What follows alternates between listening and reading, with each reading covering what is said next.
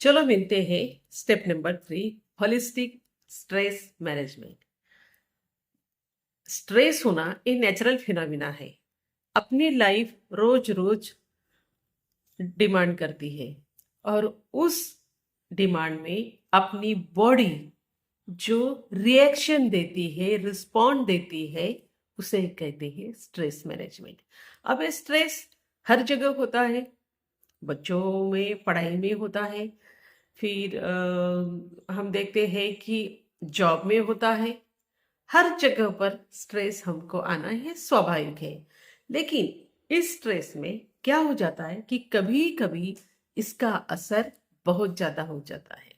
For example, बच्चे अगर कुछ नया कोर्स करने गए हैं, अपने घर से बाहर चले जाते हैं, घर में मम्मी पापा उसे मोटिवेट करते हैं, एक सपोर्ट जो है, मेंटली सपोर्ट बच्चों को घर में मिलता है। लेकिन जब वो बाहर जाते हैं तो वो अपने घर से थोड़ा दूर हो जाते हैं और उस वक्त उनके मन में एंजाइटी जो है वो थोड़ी एंजाइटी पनपने लगती है।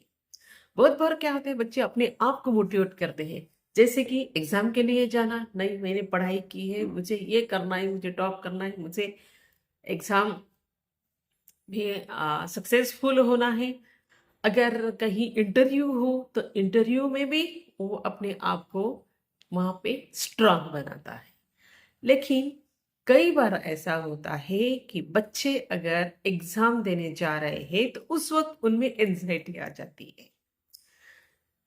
उसका रीजन क्या है ये देखना हमें जरूरी है। क्यों वो परेशान रह रहता है, क्यों उसको एकदम से स्ट्रेस जब उसको आता है तो वो पसीना पसीना हो जाता है। क्या ये सिम्टम्स हमारे बच्चों में दिख रहे हैं? अगर दिख रहे हैं तो उसे दुर्लक्षित ना करें। उनसे जानिए कि उसको क्या प्रॉब्लम हो रहा है। अगर हम समय पर इन सब बातों को अगर हम गौर करेंगे, ध्यान देंगे, तो बच्चे इन एंजाइटी से बाहर निकले। बहुत बार ऐसा होता है कि पढ़ाई करते वक्त बच्चों में निगेटिव थॉट्स आ रहे हैं, घबरा रहे हैं, दिल की धड़कन तेज हो रही है और इससे वो एंजाइटी की तरफ जो है वो जा रहा है। अगर ऐसे थॉट्स अपने मन में आ रहे हैं तो उन थॉट्स को चैलेंज कीजिए। जिस चीज पर मैं इतना घबरा रहा हूँ या डर रहा हूँ या फिर मेरे दिमाग में वो निगेटिव थॉट्स आ रहे हैं, क्या वो मेरे जीवन में जरूरी है?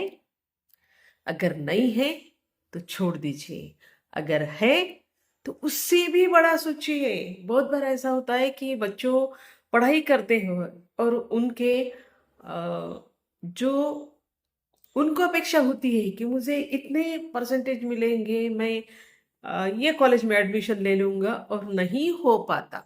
इसकी वजह से बच्चों जो है वो थोड़ा नेगेटिव जोन में चले जाते हैं। इसलिए उन्हें सिखाइए कि तुम इससे भी बड़ा सोच।